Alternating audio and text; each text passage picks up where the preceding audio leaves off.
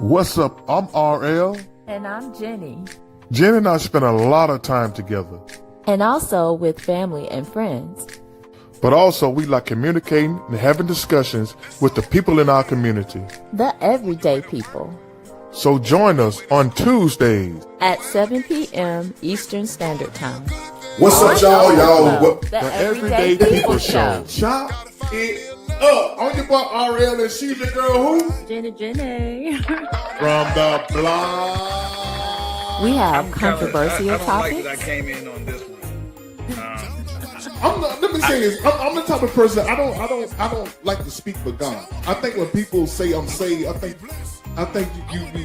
you out of pocket. I think China is having product outsourced to other countries to get under the tariffs. Y'all do know that, right? No, they still gotta bring it. Listen, they still gotta bring it to the border. Except gonna see they women going out buying black afros, but don't dare. And I see your point. You're trying to say that race of women do not try to look like us. We're the ones trying to look like them. Well, but that's not true. That's not true. Yeah, that's not all the way true. That's right. Not true. That is right. Not Thank true. you, ladies. I've been trying to make that point. Great guests within our own community. Well, I won't be into that. Oh, okay. I cried it out. I threw it up. Cold spit. I wouldn't care what you call it. Everything in me that didn't belong, he purged it out in Corpus Christi, Texas, before that book was birthed. I can't remember the number now, but it's in one of my books. I think I had about $10,000 to my name. I don't even know but it's something like that. And I said, oh my God. I thought about that. So I'm like, what if he would have pulled that trigger when he got to it? You know what I mean? Because I mean, it was point blank range. Yeah, so, yeah. That's crazy. We work really well as a team. Like in business, the Crossley, they don't mix business with pleasure, but I don't know why it works for us. Like and lots of fun right there. That trumps a balloon. And then we got to hold our emotions. We can't even cry. We love y'all, and guess what? Ain't nothing y'all can do. Ain't nothing y'all can do about it. Peace.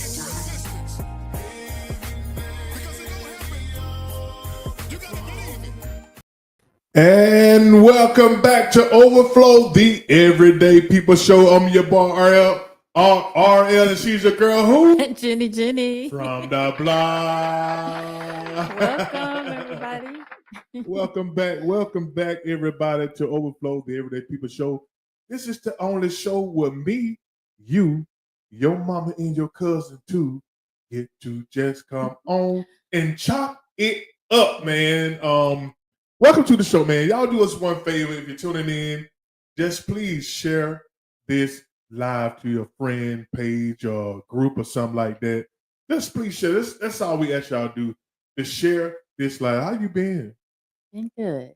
I've had a good week so far and getting ready to head into work again, but I feel good. We're getting ready to head back into work again. Yes. Tomorrow, actually. Tomorrow. Yes. But I feel good. I've had a lot of relaxation. I got it in. You got it in. I did. Got you a lot of rest in. I sure did.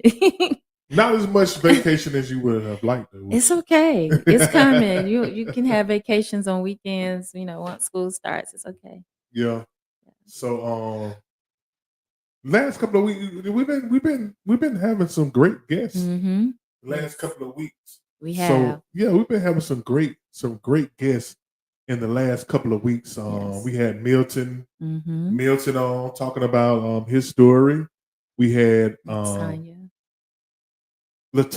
Yes. Latanya. She was very Latanya. Yeah, she was very inspirational. Yeah, she was very for inspirational. and for everybody, Latanya really. on. So the last 4 weeks we have been having guests, And Kirsten. and we ain't had time to open it up for the everyday people. So today we're gonna open up a panel for the everyday people because it's the Everyday People Show. Yes. And we got a lot of hot topics we're gonna talk about today. We're gonna talk about the life. We're gonna remember Malcolm-Jamal Warner and what he meant to the culture, man, the black culture, man. We're gonna talk about What they hiding in this Trump Epstein thing? This man So comes many up with distractions. he got Like the so many- latest one is just wild. Oh man, he's just coming up with distraction after distraction. Yes. And also, y'all, we're gonna talk about divorce. What we're gonna talk about divorce? And what angle we gonna handle this? Because we are both we are both divorcees. Yes. So how you want to come at this? Well, the thing is the grounds for it. Like, should you truly look at your own personal situation in your relationship with God and how He directs you and guides you with it, or should you just go solely by the text or the scriptures? Because it has this base, but we have our individual stories, and people may not understand them. Yeah, But we understand them. Yeah. And when I say we, I mean anybody who's ever been divorced or who may be in the process of one, because divorces happen daily. Yeah, they happen daily. It sure would happen daily, and I don't think a lot of people put a lot of. I don't think a lot of people think, even people who go to church a lot. I don't think they put a lot of weight of the Bible. I don't think they put a lot of weight of the Bible into their decision. But like you say, do people depend on what the Bible say, or do people just depend on their own personal relationship with God? Right, and let in God, His voice. Yeah, in His voice. You For know what I'm sure. saying? So my thoughts on that. And also, y'all, we're gonna talk about the economy. Economists they're predicting a bumpy road for us to go along with this big beautiful bill that they passed that would take away a lot of programs that help most of the poor people, man. People who not well to do. They're taking the economy going to get bad mixed in with taking stuff away like the SNAP programs and even things that help with education, like Job Corps, anything that will give us ability to have opportunities to get out of, just holes in life where we weren't able to before. So it's creating a lot of thought for people to do things themselves a lot if they of can. anxiety. So what steps are people taking to already get ahead of that? Like mostly we eat out now. Not we eat out, So but we go to the store. We go to the store and And eat cook. in and cook now. Repurposing things. A lot of people are already adjusting to that, man. A lot of people cooking at home now. Yeah. The stores are packed. People trying to, get food for 2-3 days now instead of going out to eat every night. Like we normally do. We ain't going to Waffle House, we going to the IHOP, we going to go to Corral, to the Longhorn. And some people even plant their own gardens and stuff. Oh yeah, I know several people that have invested in planting fruits and vegetables to grow for themselves, and people that's raising chickens. I know a few people that's doing that. So yeah. So let's get the guests in. Let's see who we got. We got Nina. What's up, Nina? How you doing? welcome. Hey, Hi. What's going hey on? y'all, nothing much. Oh, she got to put them glasses on. Man. Who else we got? Yeah, I see Nancy. I see Nancy. I don't see her. I don't see her video. So Nancy, I don't see your video. If you hear me, turn your camera on, Nancy. turn your camera on, Nancy. See, y'all. I'm not gonna say I'm around y'all age, so I can't say old folk. Well, it's okay, Lamar. You can say Technology. The technology. it's okay. A lot of folks ain't like that. Don't like that We technology. don't. I'm behind time with it. Kara helped me out a lot. Jabari helped me out a lot. Oh, there she go. How you doing, Nancy? She just walking around the room right now. Nancy, turn your microphone on. Let me see. Can you hear me now? Yeah, we hear you now. Yes. Okay. We My hear you now. girls help me out. Hey there. Hey. We got okay, she does a little text. Okay, so what we gonna start at? So we gonna do a little talk a little bit about Malcolm-Jamal Warner before we get into the meat meet Yeah. on what y'all want to. So So remembering Malcolm-Jamal Warner, mostly known for his role on the Cosby Show as Theo Huxtable, that earned him an Emmy nomination. Also, he played on Malcolm and Eddie. He was also a musician and a spoken word artist. Yes, and So he played music. You Yeah. know, he was very talented. He had a podcast. A lot of the things that he did was for the positive influence.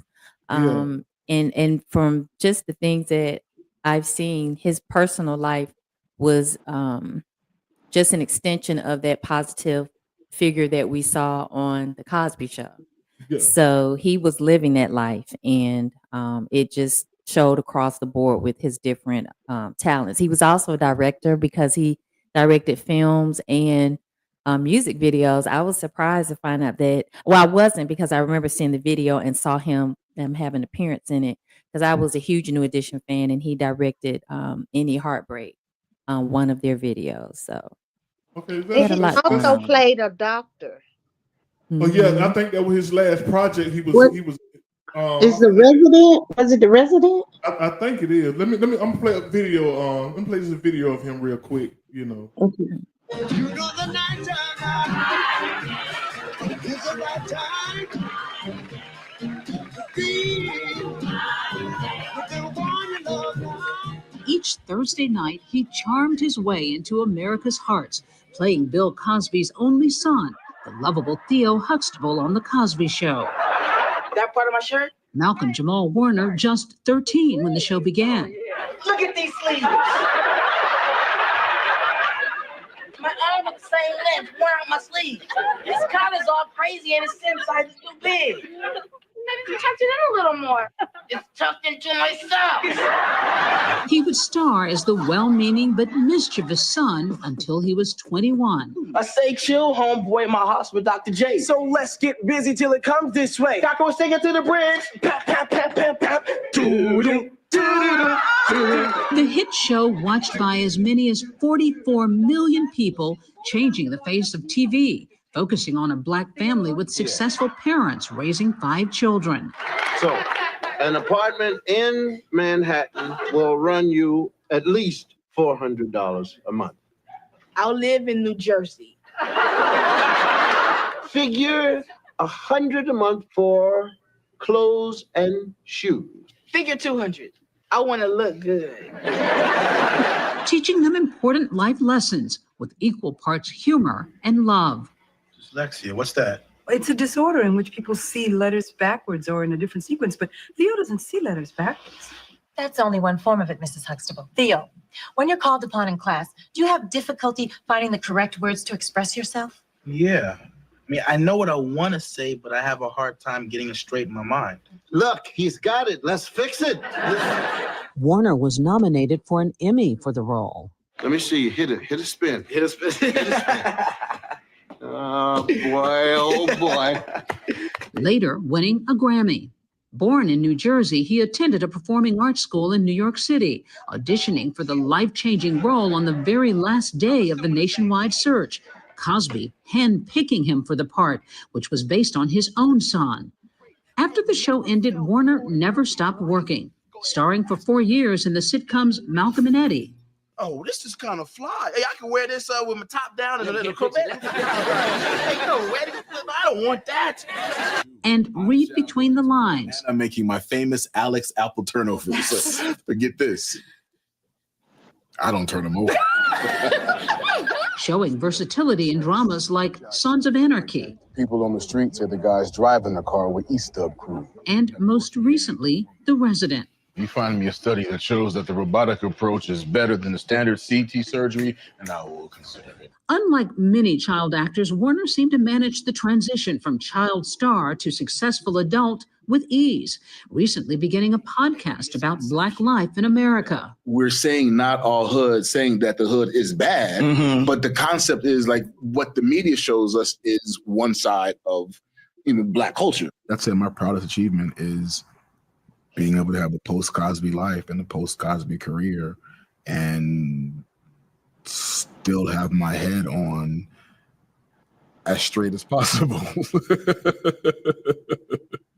You know, and I've had such an awesome life. Warner guarded his privacy, married, and the father of a young daughter. He was 54 years old. So Malcolm-Jamal Warner passed away at the age of, what did you say? 54. That told 54. me that. Yes. So yeah, I heard an interview where he said him and Eddie Griffin really didn't get along on the show. He said, you know, the dollars kept them. Right. Oh, wow. Yeah. So what are your thoughts on that? Well, I appreciate the example that he showed as far as like his continuation past the Cosby Show and all the other work that he did. And I happened to see a clip where he kind of talked about how he did not like the fact that we use like the N word and the B word in our music. And he was saying that he even some of the guys that, you know, the rappers or whatever that do make that kind of music, he mentioned J. Cole, and he was saying how he really stopped listening to some of his music as well as maybe some others. He didn't drop a lot of names. He just particularly said that one. And he said that great lyricist, which J. Cole is, but he just said that, you know, it's too much of the N word, the B word. And he said it's just so corny. And he said that we have to change that because that's it's so easy and it's low life. He said we need to change that. Yeah, he was I think he played the last role of a young black man, a teenage young. When you see all the images of young black men now, it's always kind of like in a hood setting. Mm-hmm. You know what I'm saying? Like gangster, and you see all the young boy playing with all their money, like they got their life earning in their hand, and they, you know what I'm saying? Yeah. They think that what makes them, right? You know what I'm saying? That Right. what makes them whole, that money and the guns and stuff like that. I mean, they be like 15 and 14 years old, right? And really, they don't even know where they're going. They don't even know where they head, and they have no vision or nothing. They think the money makes you.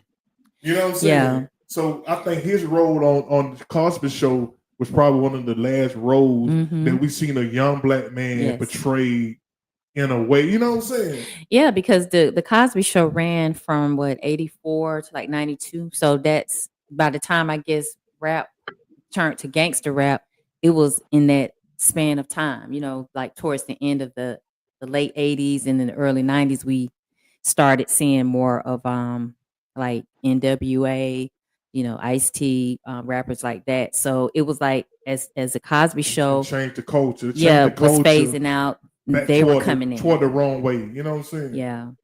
Yeah. So and now it's trendy.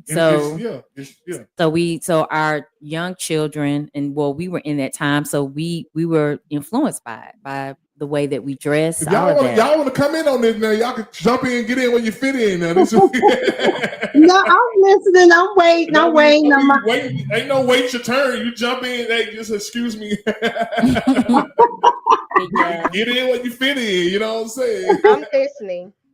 Yeah, so it changed. It just changed, and he was that face for us, and the whole Cosby Show was that image of a positive image for us as Black people. So with all of the music changing towards the end of that era, it just gave us a different culture of what we're about, and then unfortunately, it's not positive. Yeah, it showed Black people in a. To me, I think the Cosby Show was kind of like Good Time growing up. Good Time to grow up. This what we. Good Time was like, okay, this is what we started with. And Cosby Show, okay, this is what we're doing now. Yes, I like that. You know what I'm saying? So it kind of reminded me of Good Time, because Good Time and it was some of my favorite shows growing up because I can relate to it. You know what I'm saying? Yeah, of course. But a lot of Black people didn't like the Cosby Show because they say they couldn't. It wasn't realistic. Yeah, they thought it was a little bit white. But you know, but there were families that did live like that, and it was They nice thought it was to see a little the face bit of white. it. Yeah, they thought that, but being successful, and that was the problem. Being successful, we saw success as being white. Yes, yes. Well, I didn't. I just said that because you said a lot of people didn't like the Cosby Show, and I was saying a lot of people really didn't because they thought they were almost like too perfect or too acting too white. So those are some of the comments I heard before past 10. I was agreeing Or with you. that it's I heard that too. unrealistic. Like people would say it's realistic, like Black people really don't live like that, you know. Yeah. But see, he was trying to Bill Cosby was trying to give Black people a vision of where we could be. Right. You know what I'm saying? And, you know what I'm saying? And I don't think and they trying to I really think that's really what behind his issues, you know what I'm saying? They say he tried to buy a whole network and he was gonna do more positive stuff, you know what I'm saying? So took that away, man. So but yeah, so his image as and I think that's what drove his career. He knew that was a lot of people saw him as Theo, that young Black kid, you know what I'm saying? Yeah. So Nancy, you guys anything you want to say? I'm just listening, Lamar, but I will say he was a young Black man, but being a big brother to, I think what it was, 3 sisters or 4 sisters. 3.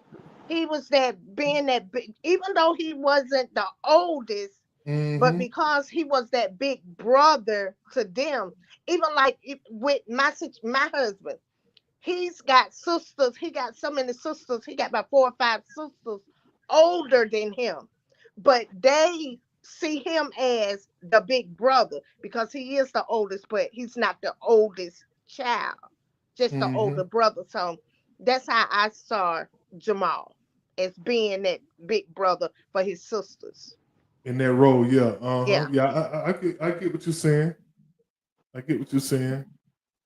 Yeah, so here I think, you know, we need more roles like that. We need more. I wish Tyler Perry would come up with a TV show with kind of like Cosby Show. You know what I'm saying? Yes. I mean, ain't that wrong? Put out something different, a different vibe of like a good stuff. Yeah, because the negative image of Black men has taken over. And women too. Okay, Lamar, you have a podcast, you and Jen. So why don't y'all start that? Why don't y'all start? I mean, that's what we're doing. I mean, a lot of people, but I'm saying a lot of people just get started on simple stuff like IG, TikTok, YouTube, just acting out, get some skits. You got the space for it. Do some skits or something. You'll be surprised. Yeah, I know, but everybody have us, and we do our best, you know, to try to highlight people who in our own community doing, because a lot of people we have on the show, people don't even know they got books and you know what I'm saying? They doing and some great positive stuff. They doing positive stuff in the community. Yeah. And we don't even know they got there. So that's what we try to do. We try to highlight people like that. You know what I'm saying? Like your daughter, like Deanna she got a book, you know, the book right behind me. So I love your idea, Nancy, though. I'm sorry, was it okay, yes, I love your idea. That was Nina. Nina, yes, I got it. I was looking at her face, but said your name. But yes, I agree. That's to layer on to what we're doing. I think that's a great idea. Yeah, we got to do something. I mean, I'm just saying, I just feel like we have a huge family. You know, our families can be our fan base, but it's a lot that can be done within our family, especially Nancy family, the Walker family. Jen, I don't know your family that much, but honey, we got some characters and we should get some stuff going and started within our own family, you know. Yeah, so I mean, because we need to see the trying to good promote things. people. Yeah, Sometimes you need to see it all. Yeah, and I think sometimes you need to see it all, but it should be a positive outcome, you know, at the end of it. So I don't know. Yeah, we just have, unfortunately, our race of people, there's so much negativity around who we are as a people. And women, we get looked at a certain way. Men get looked at a certain way. And it's almost like, can we get away from that? We're not all trying to be anything other than who we are, good and bad, but we always want to improve. So we need to be able to see that, because the kids growing up, they're seeing all the stuff that we're putting out. They're seeing all of it. So they're affected by it, and so it continues. So somewhere we gotta kind of even it out and put more positive images out there. It's just too many negative images of us as a people. Yeah, it's overwhelming. You It know what I'm saying? is. So listen, if y'all watching, y'all want to join us live on screen today, we are dedicating this show to the everyday people. Because the last couple of weeks we've been having guests on, and people ain't had a chance to come on and like we normally do. So we try to keep this mix in there, but we can still have a community like conversation with anybody who want to come on and chop it up. You know what I'm saying? So y'all follow that link if y'all want to come on and chop up. We finna talk about. Let's get into the divorce topic.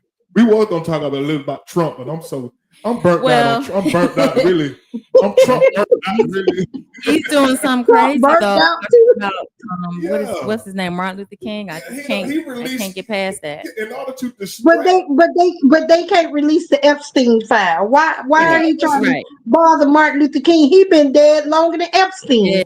Yes, that's exactly what I said this morning. I said, if you're digging for what, because you're not digging to find something good, you're digging to because he really does hate us. Especially Barack Obama. He got this AI meme out where they're arresting Barack Obama, want the man on the knees. They handcuffing him. I thought that was a joke. I said, I know he didn't do that. No, yes, he did. He did that. He posted it. I said, Trump need to stop. This is too much right here. I said, I can't believe this man did this. Since we're gonna talk about 5 minutes. I'm getting 5 minutes. That's all. So Bernice King, she posted this. Now do the Epstein file because This morning, President Trump appears eager to shift the subject away from sex offender Jeffrey Epstein. On his social media platform, he's been making posts on a wide range of topics, including the Idaho murdered students case. The president has ordered the Justice Department to ask the court to release the grand jury testimony in the Epstein case, but stopped short of telling the Justice Department to release all of the file. Why hasn't the president just ordered the FBI to release the full Epstein files, just get it all out there? The president has said if the Department of Justice and the FBI want to move forward with releasing any further credible evidence, they should do so. As to why they have or have not or will, you should ask the FBI. But does he still anticipate releasing more information, Caroline? It's up to the Attorney General. Meantime, on Capitol Hill, Democrats announced they plan to force a vote on bipartisan legislation that would call for the release of the Epstein files. But House Majority Leader Steve Scalise has said it's unlikely the Rules Committee would reconvene this week, instead waiting until after the August recess. Tactical. Yeah, so he throwing so much stuff out there. Somebody just posted. Somebody posted why he worried about the Washington Commanders and the team. Man. he talking about they need to change the name back to the Redskins. He released all the Martin Luther King files. He did something else. See what else he did? He put out the million on Obama. Somebody he might file charges on Obama for treason. I'm like this man. He releasing everything but the Epstein file. So the Epstein file. He don't want it to come out. No, he do not want that to come out, man. That wasn't true with Obama and Trump. Right. That was AI. Yes. Yep. But but you're the president. How you engage in this? That's what they were saying this morning. He is the president of the United States of America, and I dare he. But I'm like, anything is possible with Trump because ain't nobody gonna touch him. And that's what I'm like. Y'all keep advocating vote, but what are y'all when we, Yes. I'm beginning to feel like Papa. Of course, I'm going to go and vote because of what Martin Luther King stood for, John Lewis stood for, Andrew Young them stood for. They fought for that opportunity, and they were beaten and abused for the opportunity to vote. So I'm going to continue to vote, but it does get frustrated when you vote and you really don't see. You see Hakeem Jeffries, but I'm like, where is the fight? Are there any more Democrats left? Yeah, they. Well, I think what's because they don't have the majority in nothing, and everybody Trump putting in place, they really just his puppet. It's like you really just putting people in place who work for you. It's like he putting workers in place. That's So true. they're not going to release it because he appointed the DOJ people with the name. So everybody really working for Trump for his good. Yeah, to protect Trump. Yeah, so he can release everything, but when it comes to releasing the Epstein file, he gonna let them deal with it. I mean, come on, man. It's like He's making it so obvious. We'll never see him while he in office. Yeah, it's just so distracting, man. I can't believe this is probably the worst I ever seen the country condition the country in. And it's its own doing. So. And it's worse. It is bad. And it's not going to get any better either. Not as long as he's in office. I try not to watch world news as much. I try. And I love world news. I like world news better than I do local news. Well, they might as well change it to Trump news. Yes, it's always about him every day, all day. It's Trump news. So let's get into our main topic. Our main topic is about divorce. Should this decision be based on what the Bible says or what your personal relationship with God is? You know what I'm saying? So that's just the topic. It's just we just wrote it like that. You ain't got to answer it like that. We wanted the way of saying it. Without disrespecting the Christians and the non-believers, once you start talking about the Bible, people be one.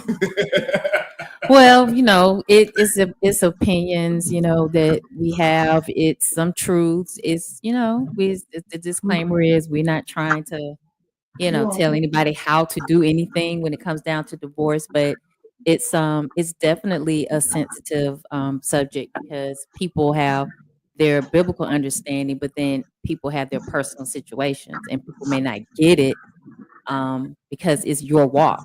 And, and obviously you and I have had our personal, for sure. personal, thing with that topic, so, what are your So I have thoughts? my understanding for me personally, I was able to walk away with great peace because I understood what happened. I understood what was good for me and what was okay, spiritually. So I was able to walk on.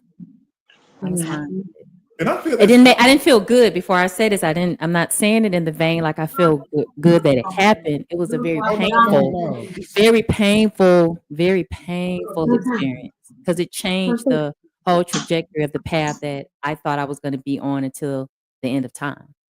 Yeah, I mean, and we go into marriages thinking it's forever, but stuff's changed. You know what I'm saying? Stuff changed, and at what level do you continue to deal with a mate that you're not? You know what I'm saying? Things just change. You know what I'm saying? Without saying too much. You know what I'm saying? So no, I get it. So how long do you deal with it, and how much of this do you rely on biblical wording of it? And you know me, we discuss the Bible, we talk about the Bible. You know how I feel about it. I don't disrespect the Bible. It's just my opinion. I think the Bible is inspired word by God. I don't think it's God verbatim. You know what I'm saying? So I think a lot of the writers in the Bible, they put their own interpretation into how they felt about how marriage should be.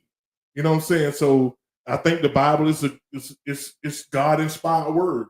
Yeah, I mean, there's some things in it that some scriptures came from the decisions and thoughts that they had about it, like Moses had his. I want to say, is it Paul? May have been Paul, but I know for sure Moses said that he said that, hey, y'all just go ahead and do it for the hardness of your hearts. Just go ahead and do it because y'all can't seem to get it together. But, it's again still allowed to be seen in the word, which if you read a little bit of all of it, you get an understanding fully of what's okay and what's not okay, meaning permissible or not permissible. But at the end of the day, you still have to have a relationship with God where you hear for your particular situation, because nobody knows the details of it but you and that person that you're married to and God. Like the dirty details, whatever it is, your frustrations, your whatever. It's all your own walk. And sometimes people will say, well, oh, y'all supposed to stay together and work it out. Some stuff cannot be worked out. It just can't.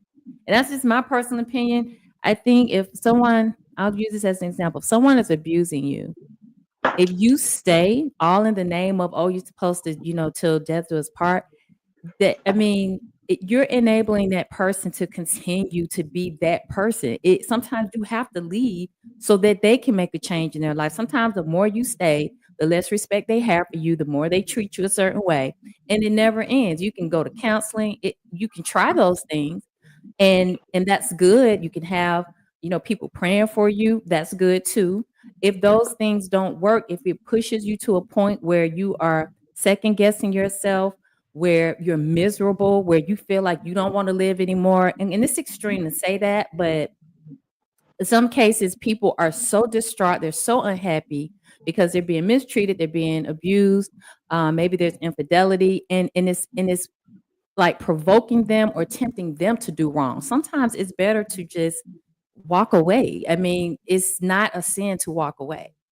I just don't think a person should be subjected to one person out of all the people on this earth to have you in a place of misery if it cannot be fixed. Everything cannot be fixed. Some stuff you have to just cut your losses and move on. That's just my opinion. That's what I understand. All right, y'all want to elaborate on that if y'all want to? Nancy? She's talking about Nancy. What you want to say? Nina? No. Well, I agree with most of what she said. Also, I really do. I think growing up in some of the churches back in the day, that's what they advocate. Stay. It is scripture, fight for your family, fight for your husband, fight for your wife, fight for your children. It is scriptures that states that in Moses' days, that what did Moses say about divorce? And he said God hates divorce.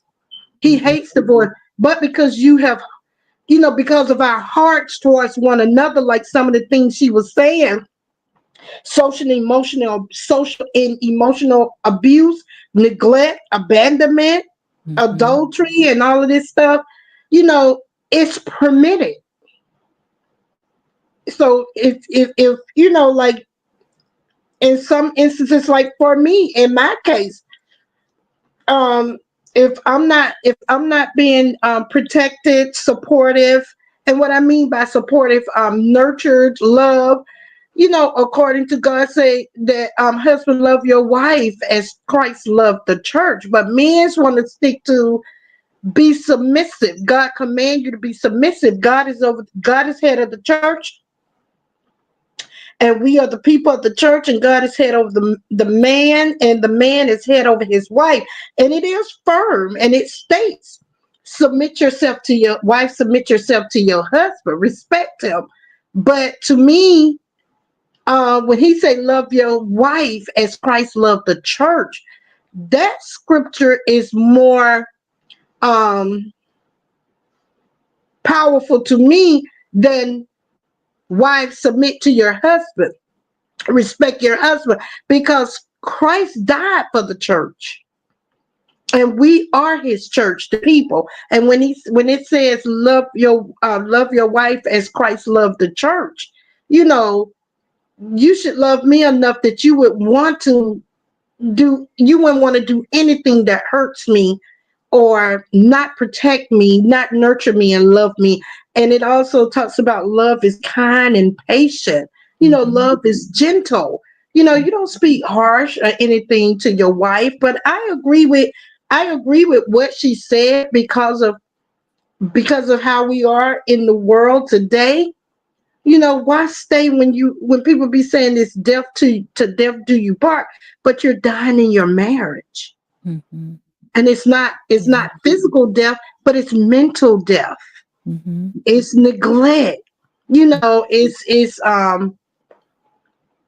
just a lot of things. So I don't advocate divorce, Right. but I agree with what Jen said. I mean, and that's why I say if you're dying in your marriage and you constantly fussing and fighting and arguing and doing little things to each other to cause pain and hurt, you're not growing, you're not nurturing, and you're not loving. You can say submit all you want to, but if you hadn't surrendered to God, why should I always have to submit to you? Surrender your behavior to God. I just believe God is a God of love. And I don't care what you do in your relationship, with one another. You should be in a position of forgiveness and trying to grow together. And if that's not there, something is wrong. You're unequally yoked. Mm-hmm. Right. And that's a good point, because I think for as far as over the years, I've come to think, or this is maybe the idea that people have, that being unequally yoked means that you both may have different spiritual beliefs, like one may believe in God and one may not. I think unequally yoked goes beyond that. I think if you don't have the same loving heart towards someone that they have towards you, how can you thrive together? Because you're going to go through changes, you're going to have losses. It could be health issues, you could go through financial ups and downs, you're going to lose family members, but you'll have problems in life. You'll go through a lot of things, but you're not supposed to be a problem to each other. You're supposed to go through problems together, because that's what life brings. It's just going to happen. When somebody gets sick in the marriage, like with cancer, you don't walk away and abandon them because you don't know what to do. You just get help to find out, what can I do to support my loved one? Or if your husband loses all his money, you don't just walk away. You may have to get a job to help them, or a second job. Those are things that come with this world. We have problems, but we're supposed to help each other, and if everything is going great, that's fine too. But the things that are permissible for divorce, like abandonment, abuse, and adultery. I mean, yes, God does hate divorce. I hate it. I think it brings so much heartache and pain to people beyond what we know. I don't think people get married just to get a divorce. Right. Right. Right. I don't think nobody. It hurts. I don't think nobody like divorce, but sometimes it's necessary. Paulo Barnes wrote, the reality is that most marriages are not rooted in the biblical spirit that God intended for us. Premarital counseling would stop a lot of people from getting married. You learn a lot in premarital counseling about expectation, role, and responsibilities. Exactly. So if y'all posting, y'all want to join us on screen, follow the link at the bottom, scrolling at the bottom. Come on, y'all want to discuss this with us. Yeah, but he's right, man. A lot of people really don't go through counseling. Yeah. A lot of people don't do counseling, you know what I'm saying? And you know what? This just being transparent, you can have counseling, but at the time you get married, if you're very young, you still may not get the benefit from it, because you've had to grow into the things that maybe got bad. So it works if you let it work. And so counseling is great. I think whatever age you have it, you got to really stick with it. You can't just let it be, oh, okay, I did the counseling, I checked this off, so now let's do it. I think you have to take all of it serious. And so he's right. So let me ask you something. When they say what God put together, let no man, tear apart. How do you know if God putting it together? How you know if it's God doing it? It's just our feelings. We just enamored with this person, so this is the best thing. So if God didn't do it and you get a divorce, so they count as, you know what I'm saying? I see So where if, you're you know what I'm going. saying? So if No, I see God where you're didn't going. if God didn't put it together, I and see if what you you're get a saying. divorce, is that a sin? Because he didn't put that together anyway. So basically you're saying a person has to be able to hear from God in their heart to know that this is the person, and actually it should be a confirmation between the two. It shouldn't be like where, oh, God told me you're gonna be my wife, or God told me you're gonna be my husband. It gotta be a joint. Oh, I heard that too. You know what I'm saying? I've heard of stories like that where both people they just knew that God sent them to each other. And then some people, just get married and they try it and they find it that person is not for them. Or some people get married and they try the marriage life because it's a good look. And some people really do. It's an image. I gotta have, it makes me look good. And so some people get married for that reason and it doesn't work. It's just people have to want to be married. They have to know that the person, they both have to know that that you're for each other, and you have to understand what comes with it. What comes with it is responsibility, accountability, and commitment. It's just those are the things that come with it. It's not about just having a warm body to lay next to. You got to really understand the commitment piece. I mean, because we can all do that, but Tammy Bean say people seem to be more concerned with the wedding and not the marriage. Mhm. So Yep. that's true. We was talking about that too. Yeah. Yeah. Because people spend a lot of money. A lot of people get divorced because they spend a lot of money on the wedding and they get so bogged down in the bill and stuff. And It's not good thinking. You got I to want to think let it be ahead. known that I'm getting married at the courthouse. She's so like, that was funny when they. You a mess. That's all I'm gonna say. Yeah, I think it would be something small to be Lamar if I ever married again. It would be something, but I actually wish I had gotten counseling, because I feel like if I had gotten counseling, maybe we wouldn't be where we are today. So that's the way I feel like maybe if somebody had told me, Nina, what you do when things don't go the way you think they should go, or what you do when you not say fall out of love, but what do you do when it get hard?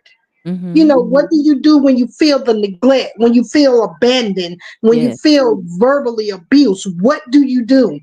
Do you stay? Do you go? Do you get counseling? Do you intercede? Do you pray? Do you hang in there? And all I was taught, hang in there, pray, intercede, hang in there, pray, intercede. And I did that for over 20 something years. I had people, prayer groups, people interceding for years and years. And like you say, trying to be faithful to God. That's what I was trying to do. I wasn't really trying to say, let me do this for my marriage. Let me do what's pleasing to God. But then I have to think about, do God want me miserable?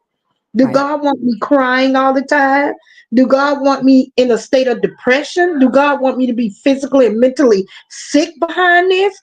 Is this to death do me part by my own spouse?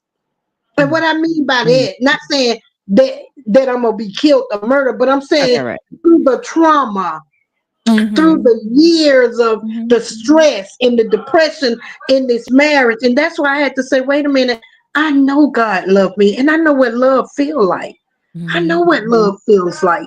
And even if I have to do this again, I believe God will make all things new. And he will make them beautiful for me again. So I'm just saying, I really wish I had got counseling, but I understand why Bishop Ankrum really, he said he was counseling us, but he really did. And I'm like, wait a minute, when are we going to get counseling? But I understand he felt like we had already had 2 kids and was living together. So what's there to say? But after I thought about it, I wish he had said something. Because I could have said, "Hey, let's wait." Let me ask y'all something. Do you think if you are planning to marry someone in a pastor's, the person who counsels you say you shouldn't get married, how many people you think really gonna say, "Man, you gonna get out my face," or you right? Most of them go ahead and get married, but most of the ones that did do that are divorced today. And I know a couple of them that are divorced today. That a church I used to go to, Abundant Life, he told some people, not yet. He didn't say don't do it. He said not yet. They went on and got married, and they divorced to this day.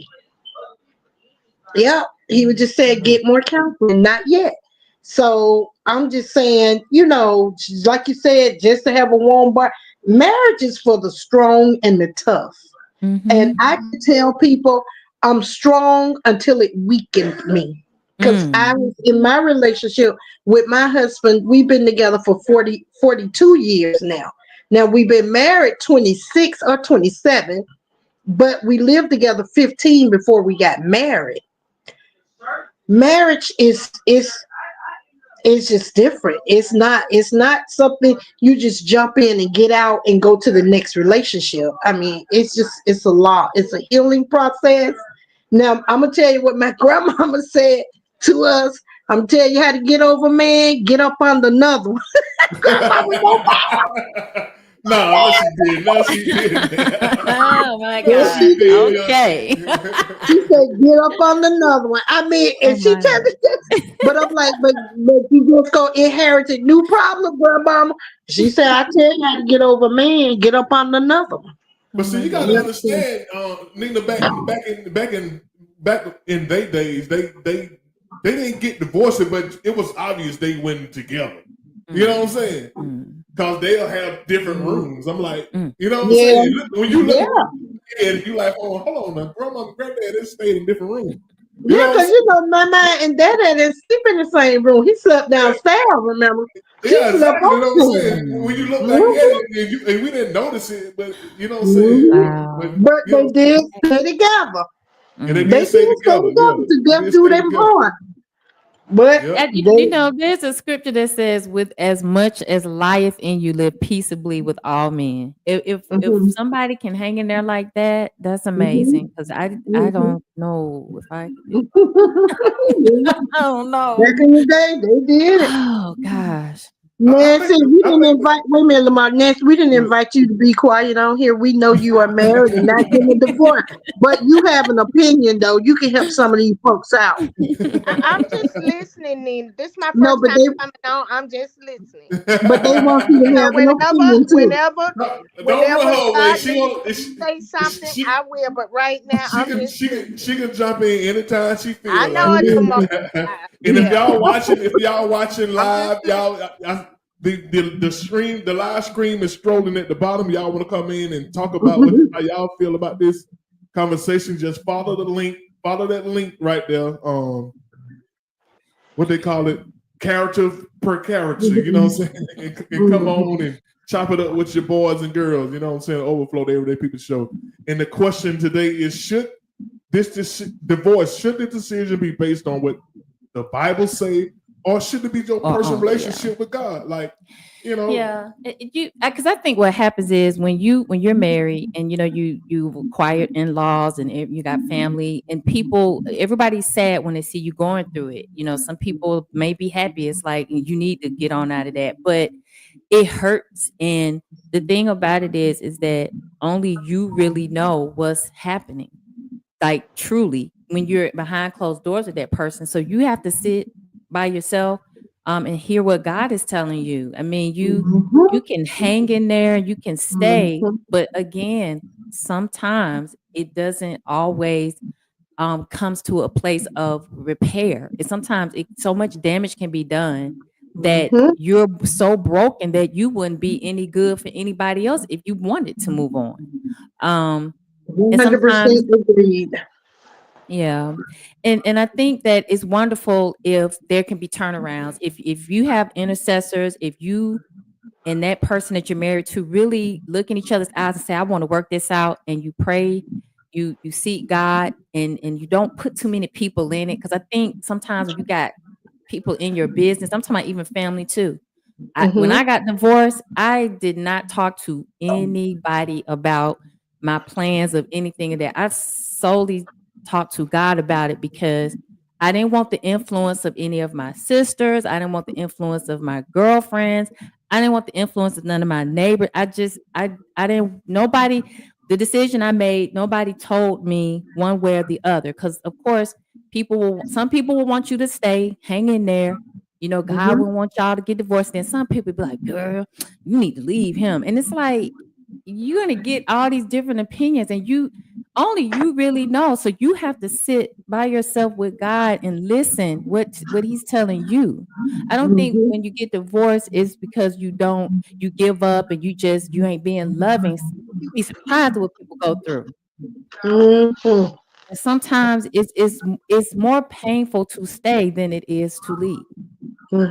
It's both are painful, but sometimes you just have to make your exit, not with this, attitude where you got, oh, I'm gonna have a divorce party. I don't believe in all that crap.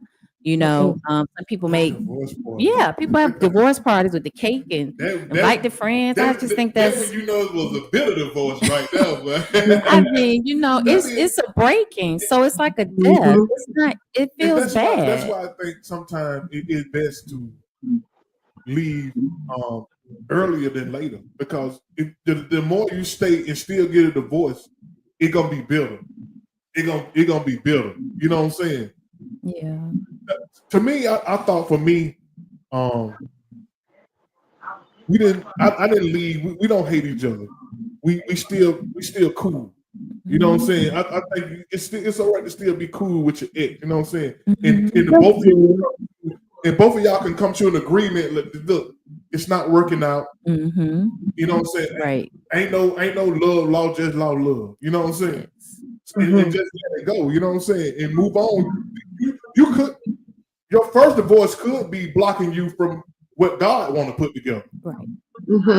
And what God put together, let no man pull apart. If God ain't putting a lot of these marriages, God ain't putting together anyway. Yeah. So I'm serious. A lot of these wedding marriages, God ain't putting these marriages together. So if you're gonna say what God put together, let no man take it away.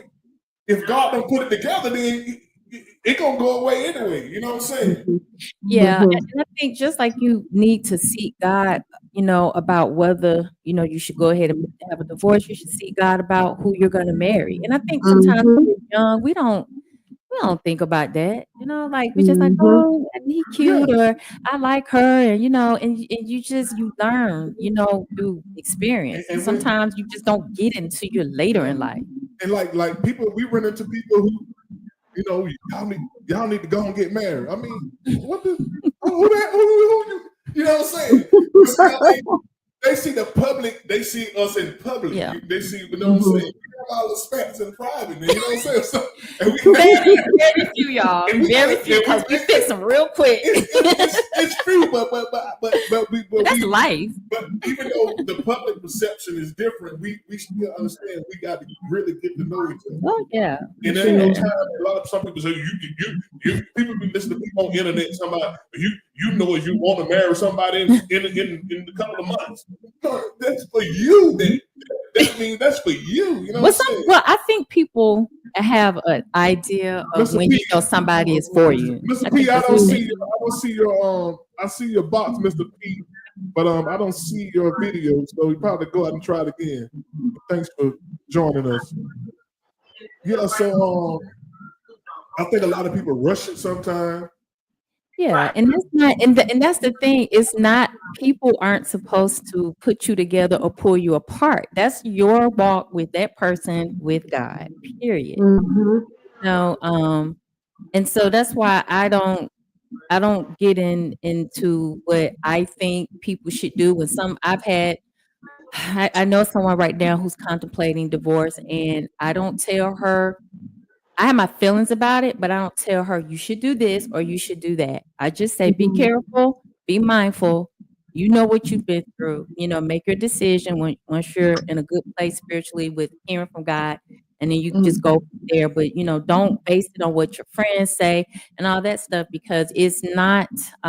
Everybody's have their opinions, and you never know why people want you to be apart. You never know why people want you to stay together. Everybody have their intentions. They have their feelings and their thoughts, and it could be their bias because they care about you, and you know, but and you have to really have a relationship with God to get your answer. You can read the Bible and you can see what is permissible. You can see what is allowed. You can see what's not allowed. At the end of the day, still you got to say, what is God saying to me? Because I know can't nobody come and tell me what God said if to me to them about me if he didn't say it to me first, period. So yeah, some folks should never entertain getting married. Wow, Lamar. Marriage is a big deal. It's a big deal. It's a big deal. And it's not a big deal. You gotta be a grown person. And when I say grown, you gotta be mature to understand what marriage is about and say, I can do this. Because these are your options. Either you're gonna be by yourself, and I mean by yourself. You can have friends, but no sleeping with them. You just be by yourself, or you can do it your way and just have a lot of people in your life and take chances and mess up yourself. And however way that goes, with you sleeping around, being with all these different people, you can live that life. It's your choice. We have free will. Or you can say, I want to have a partner. I want to do life with somebody. The roads are what they are on this earth. Is hard, but do I want to share it with somebody? Do I want to share who I am with that person? And then you have to say, I'm mature enough, I can handle it. And once I see I want you, I don't have to look to the left, I don't have to look to the right. Because there's always going to be people everywhere. If you can't handle being with one person, don't get married. Period. You have the right, whether it's right or wrong, you have the right to be with 20 people if you want to. Well, I think the key to marriage, knowing what I know now, is to check yourself. Check yourself. Do you have to ask yourself, are you doing the best? Are you being the best husband or wife that you can possibly be? You know what I'm saying? And there's a lot of stuff in the play. Are you contributing in the household? Or a lot of people don't know, man. Sexual contact is important in a relationship. Yeah, you know what I'm saying? absolutely. To me, I think I ain't gonna get into that, but you know what I'm saying? A lot of people think withholding sex is a good thing. There ain't no good thing in a relationship because, you know what I'm saying, because the devil is busy. You know what I'm saying? The devil is busy, man. A lot of people relationship. Now, Lamar, you talking about in relationship withholding sex, or you talking about withholding sex? You talking about in marriage? Well, a marriage is a relationship too. So a marriage is a relationship. So a lot of people withhold sex in marriages, and you know what I'm saying. And it drives people crazy. You know, I don't. What's the scripture? But you're right, because there is a scripture that talks about that. It says that for a time, and that time could be something that makes sense. If a person is sick, they may not be feeling good, or if a woman is having her fasting and praying and have her menstrual cycle. Yes. So there are times when you can be apart, but you have to make sure you come back together real quick so that the devil cannot get in. And God does say that. I don't know the scripture as far as like what book it's in, but I do know that it's a scripture on that. So you're right. Mr. P, what's going on, Paulo? Hello there.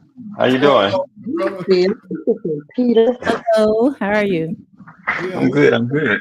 Yeah, he was saying some good stuff in the comments. Good to see you up there from the top, man. You know what I'm saying? So you gotta be able to self-check yourself. You gotta be able to self-check. I think that's the hardest part about marriage is self-checking. Because we can easily point out what the other person doing. Yeah, we can, but we got to look within ourselves and say, okay, what am I doing wrong, and what am I not doing right? What can I do to enhance this way? And that's why I say sex, man. Sex is huge, man. It's underrated. Sex is underrated, man. I'm telling you, I get it how you get it. You know what I'm saying? Do it how you do it. However y'all got to do it out there. Hey, what's up, my brother? How you been doing, man? I'm pretty good. I can't complain. How about you?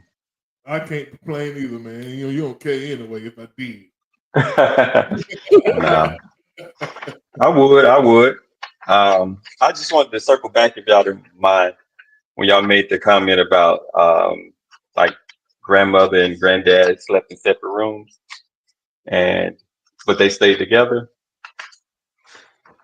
Go ahead. So I want people to understand that, you know, the world doesn't want you guys to be together, right? Now, outside of, we understand, you know, when violence or safety, and those are valid points that you guys make. But when grandmother and granddad made that vow, they made a decision that despite what the world saw, and as long as they agreed to work together or however they wanted to work, then they were going to stay together. So my grandmother, my granddaddy, they didn't stay in the same room, right? But she took care of him to the day he died, and he gave her a check the whole time. But that was an agreement that they had. So they weren't concerned with what the outside world thought about them staying in separate rooms or whatever decision that they had. They still stayed together. So I think that's a lost art, because we're too concerned with what the outside world is. And again, part of the vows is what God has put together, let no man separate, right? So when we let the outside distractions of the world interfere into our relationship, that is something that you learn about and how to avoid in premarital counseling. That's why I was saying premarital counseling, a lot of people should not have even gotten married. And a lot of pastors wouldn't marry you if you didn't do it. You know, I actually had the opportunity to go through a 7-week program before I got married. And that opened my eyes to a lot of things that I was wrong in the way I thought marriage was supposed to be and how I thought it was going to be. And so it set a direction and a course for my relationship that if I had not attended that, I probably would not still be married today. So that's why I think it's important to put a work in before, you know, and have someone at least tell you that, hey, like you guys said, the pastor said, not yet. You're not ready. A lot of us weren't ready, are not prepared. And so when the storm comes, because we all know the storm is going to come. That's right. How, if you don't have the tools to navigate through it, then, you know, divorce is going to be the option that you see, the way forward. So I just wanted to drop it in there. So let me push back just a little bit. So when so you mentioned your grandmother and grandfather, they stayed together, and I think my grandmother and grandfather, they stayed together. Were they staying together for biblical reason or because it was just convenient for, you know what I'm saying? Because now does it matter? I mean, I think when you say marriage, you are you still consummating with it? Y'all still it's just an agreement y'all got, or it just you see what I'm saying? Like, are y'all together or are y'all just living together? It's a difference between being in a marriage and just shacking with somebody, in my opinion. You know what I'm saying? But it's just my opinion. there's a difference. But again, if you both agree that that's what you're going to do, then that's what you do. You know what I mean? It's an agreement between those two. It doesn't matter what they do. It doesn't matter if they're doing it for the convenience, they're doing it for the children. It's an agreement that they agree to, that they're going to take care of each other for the rest of their lives. Now, whether they consummate it or they stop having sex or continue to do it, or if they have needs that they meet certain other kind of ways, then that's their agreement. Because we all know at some point, you know, sex is not the most important thing in a relationship or in a marriage. So when granddaddy got sick, sex wasn't on his mind. It was about someone being there to take care of him. So I had a friend of mine, wife, we buried her today, and she was only 49. Sorry to hear that, man. Right. So you see what I'm saying? She was only 49. But the years that he had her, I promise you, he would have traded anything. He would have went for the next. If he could get her again, he couldn't. He wouldn't care if she could have sex or not. He would just want his wife there. So that's what I'm saying. If you're centered on sex, then of course your relationship is not centered in what God is intended for. Well, I wasn't just saying about sex, because you know it's been a lot of cases where, you know, you got a lot of people got brothers. They come from their mama. You know what I'm saying? Got brothers and sisters that didn't come from their mama, but the mom and dad still was together. You know what I'm saying? You get where I'm coming from. So so how far? You know that's not gonna fly these days. You know what I'm saying? Well, it's happening now. It's still happening now. I mean, if that's what they agree, I mean, a lot of times, we always knew there was a milkman baby between one of your grandma's kids because one of them didn't look like the rest of them. And there was a possibility that granddaddy had a family, a baby around the corner, but that wasn't the majority of it, and that still wasn't grounds for them to separate if that's what they agreed to. You see what I'm saying? If they agreed to that. Let me say that, and here's my point. If the marriage is if it's not righteous, is it a good marriage? Who's saying it's righteous? Who's that? Who are we to judge? That's between them and God, right? I would think having kids outside of your marriage is not righteous. I'm not saying it's righteous, but everybody falls short. But that doesn't mean that you fall short in all areas. Falling short, bro. Come on, man. It is. A sin is a sin. There's no sin that is greater than the next. You say, is that not true? If you're truly going to be grounded in biblical and righteousness, a sin is a sin. I feel you. I got you. You see what I'm saying? So you can't pick and choose which one you're like, yeah, I fell short in this area. That means that I'm going to fall short in my responsibility to my wife or to my husband.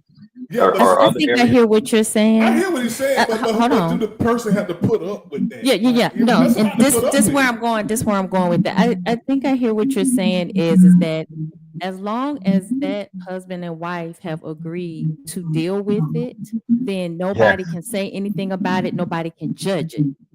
They can't. Right. And if two people are together and they decide this ain't working and we go our separate ways, then nobody can judge it, and that's their decision. So that is their decision as well. Yeah. I see what you're saying. Yeah, that's what I'm saying. So what I'm saying is, because the world is always gonna come at you. It's gonna come at it's gonna attack your relationship. That's the biggest attack. That's the biggest foe in a marriage or a relationship. It's the outside world. It's the outside influence. It's everybody who's got an opinion on what y'all doing. Right. And if you allow that in, then it come in and it can poison your relationship. So it's supposed to be between you two. I don't care if y'all agree that y'all are never consummate the marriage. If y'all agree to that and that's what y'all do, and y'all are happy among yourselves with that, then that's you. That's your relationship. There's no one way to do it, right? So, but let me ask you something. If you're sleeping in different rooms, you're not happy. Not necessarily. That's not necessarily so, Lamar. That's not necessary. That's not necessary. No, that's not necessarily so. Well, See, I'm a person that I sleep with my TV on all night. So my husband doesn't like sleeping with the TV on. But when my husband needs me or we decide to come together, we come together. But Vanessa Bell Armstrong and her husband haven't lived together for 20 years. She's in LA. He's a politician in Chicago. They've been married for 20 years and they haven't lived in the same house. So, but they're married and they're committed to each other. You see what I'm saying? That's their agreement. Now that might not work for you. It wouldn't work for me either. You know what I'm saying? It wouldn't work for me either. But if that worked for someone else and they're able to, do what they need to do.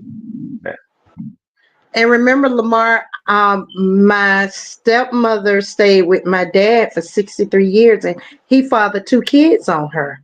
And her children asked her, "Why are you staying? Mama, leave. We're grown. You can come stay with us now." And she said she didn't want to leave. She said she didn't want to leave it. And they stayed together until death did them part. But like I said, she stayed and they slept in the same bed.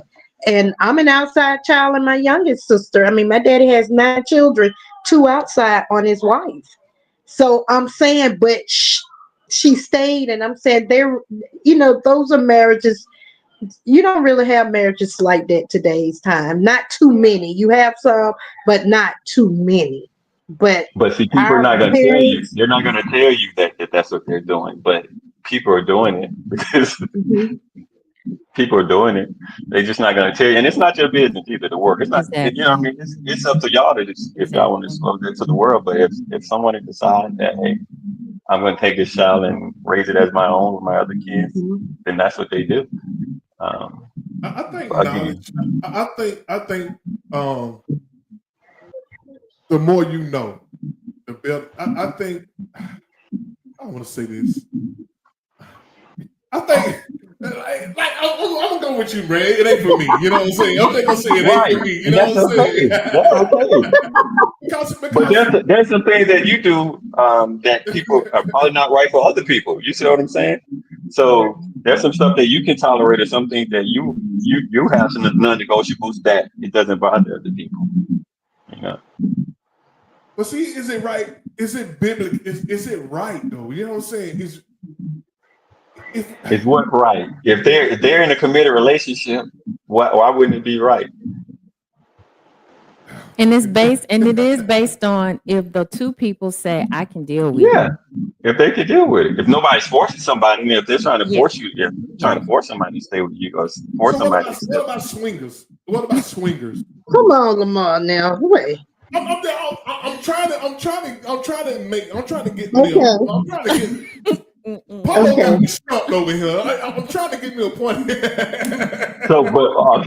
But you're saying, okay, you're I'm trying saying to the make swingers sure I'm right before I let go. You know what I'm saying? right.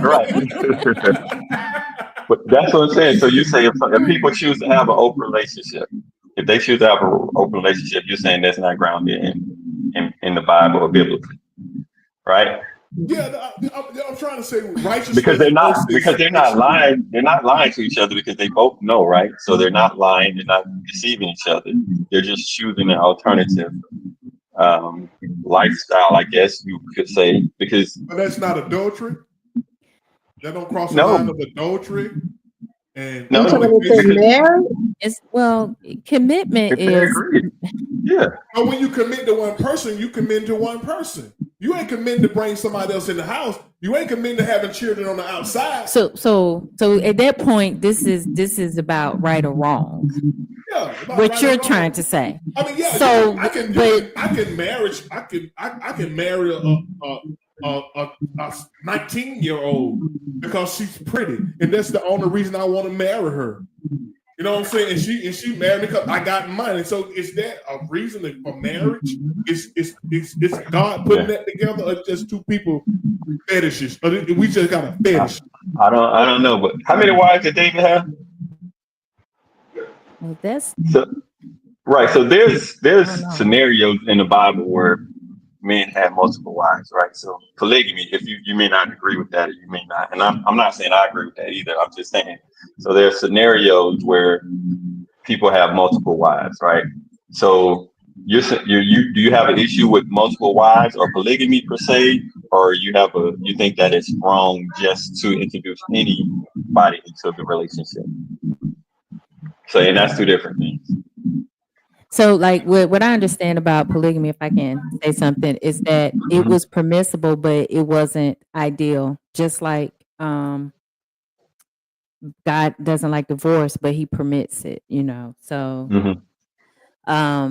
I think in the New Testament is where He says every man should have one wife, his own wife, and even like Abraham and Sarah, they were a great example of that one person with one person.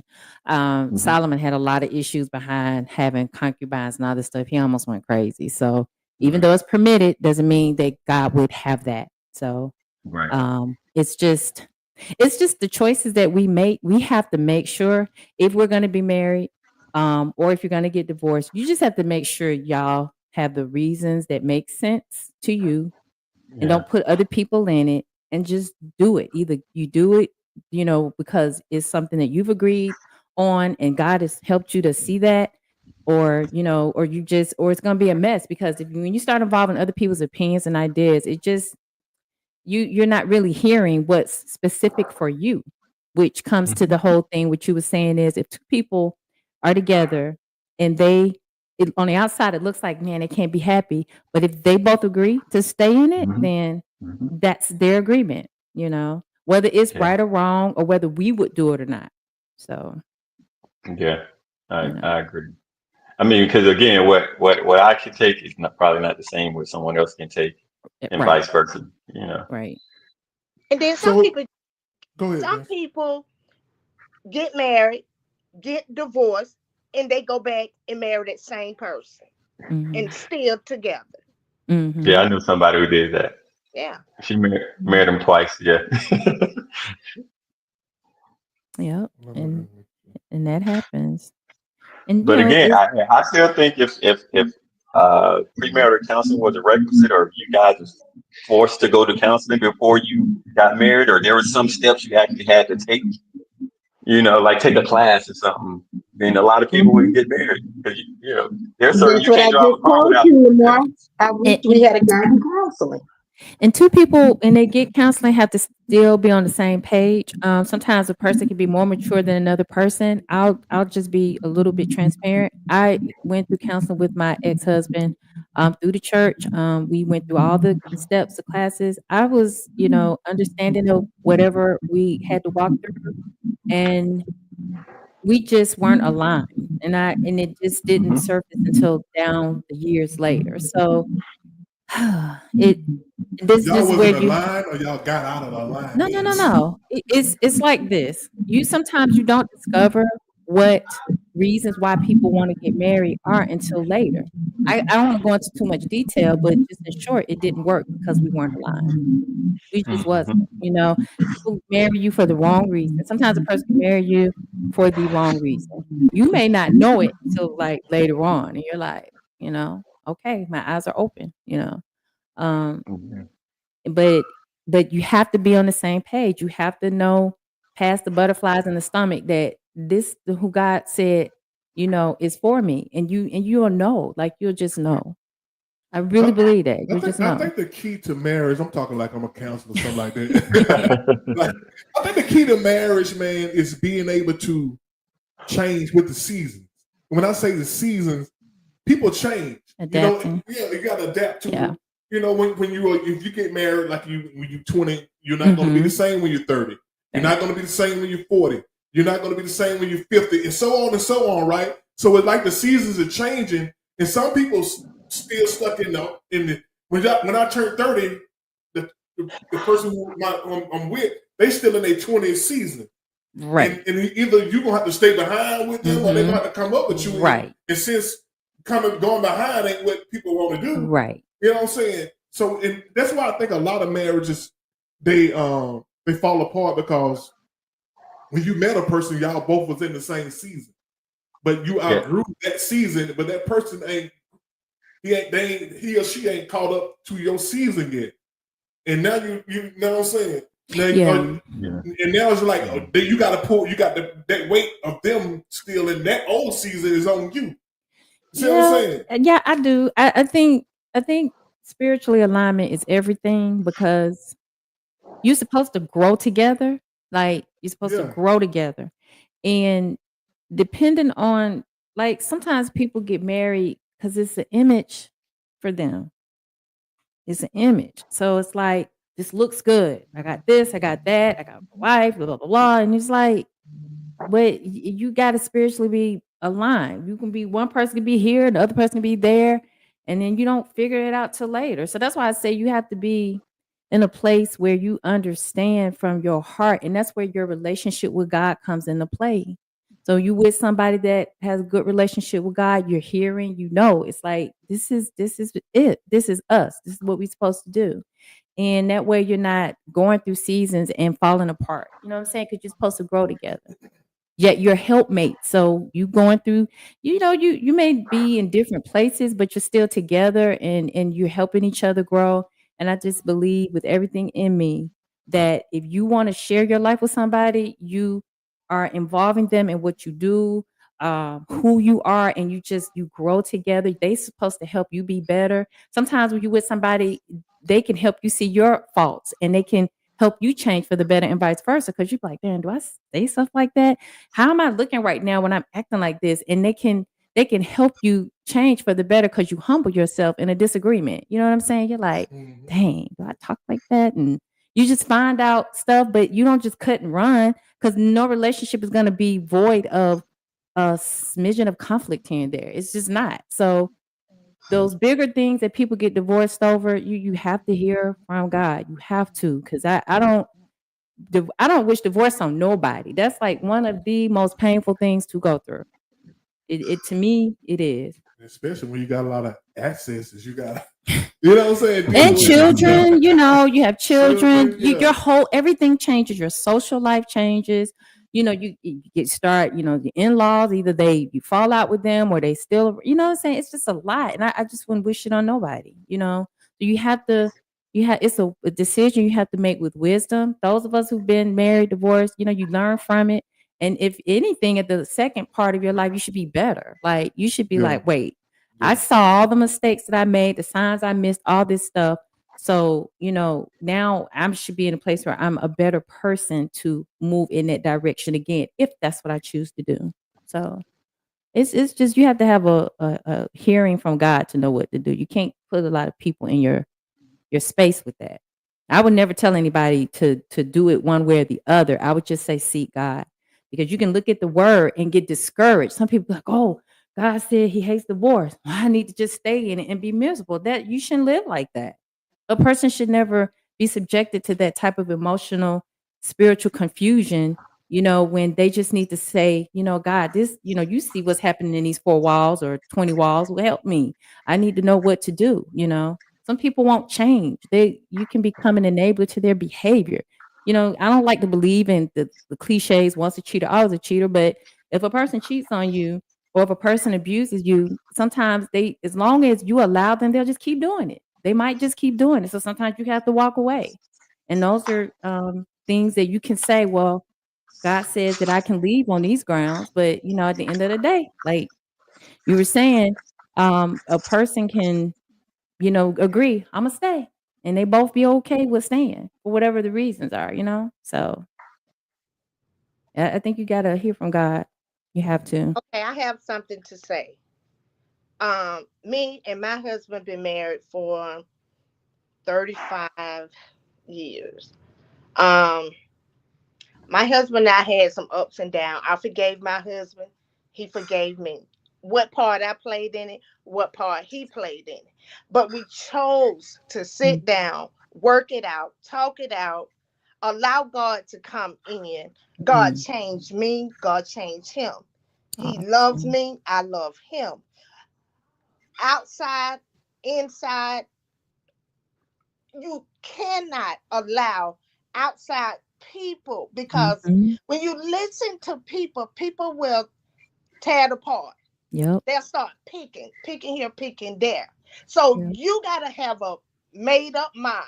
And when you share things, you got to be willing to share those things that hurt you to the core.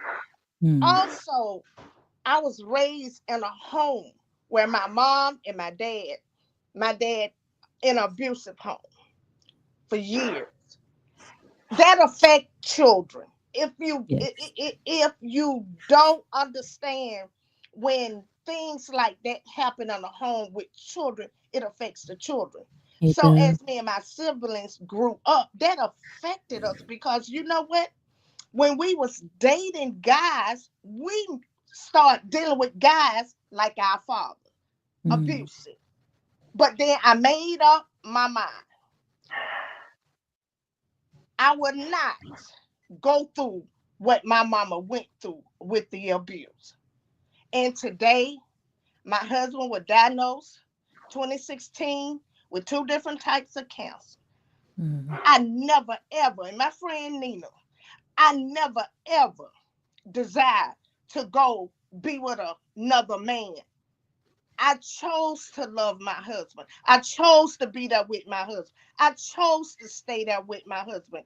And I'm telling you guys on this line tonight that God has done something. My husband loved God with all his heart. I love God with all my heart. And God has went in and he has did miracles in our marriage. So I'm here today. If you want it to work, and you believe God and you trust God and you let the good outweigh the bad, it'll work.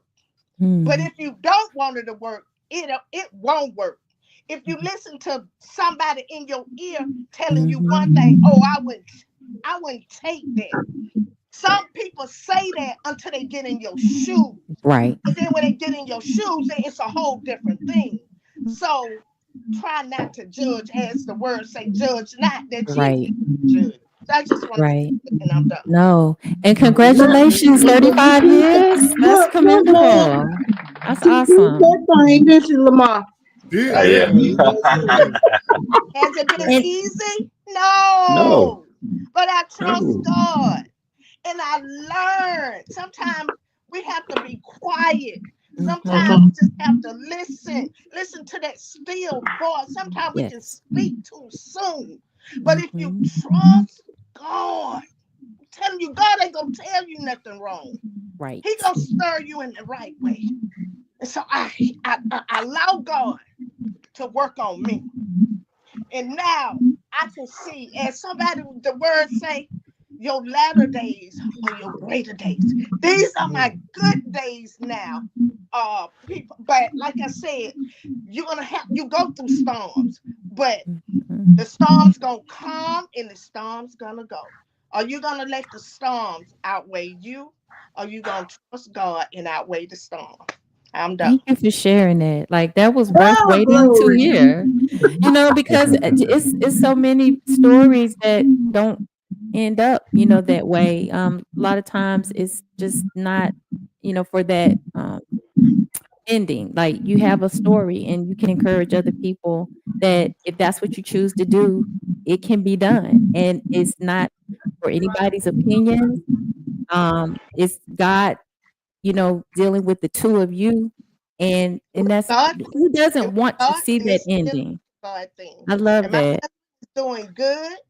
Like I say, Good. my husband diagnosed 2016, but my husband is doing good, working 2 jobs, not one job, 2 jobs. And he's doing good. That's amazing. You got that man working day and night. Hallelujah. And we need to hear it. We need That's to how hear good that. she is doing. He willing to do it for her. I know. Because And we need she to hear stood by that. him. That'll She say stood something by good. him. You got to work at 2 jobs. Yeah, And she we need stood to by hear him. that for sure. I'm just joking with you, Nancy. I love Appreciate Yeah. that comment. Appreciate the Thank you, comment. Nancy. See, sometimes you have to wait until, oh, Jesus. Wait on You have to it. wait till the spirit say to speak. Yes. And I can't move on Emotion. nothing but God when he say to speak, because I'm telling y'all, when God is speaking, it's something about the spirit that it began to do something. And so I trust God. I stay at his feet.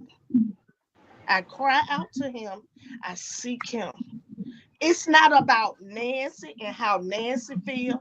It's all about God. Because when you put God first in everything, God will not leave you hanging. He will not, he'll come through for you every time. So that's why I'm still married to my husband. It is because of God. My husband will tell you right there, or my wife say, if she didn't know God, if she didn't serve God, we wouldn't be married. My husband would say that today. But my friend Nina that's on here, she knows, she has seen the changes in my husband. She know it was God. And That's only God. amazing. Because as the word say, I can't change nobody. I can only Right. allow God to change me. Right. We can take a person before God, but if you're not willing to change, God's not gonna force you to change. You gotta have a willing heart to want to change. Yes. And if you have that willing heart to want to change, you'll change. Amen. Amen. Yes, yes. Thank you so much for sharing that. Like you said a lot in a short time, and it was powerful, like really powerful. So thank you.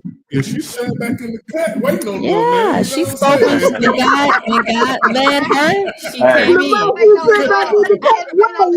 That sat back in the cut waiting on them. So they Hey. That's Gentlemen, her Hey, she was testimony. I like love a it. sniper. She was a sniper just waiting. She just waiting. That's a blessing right now.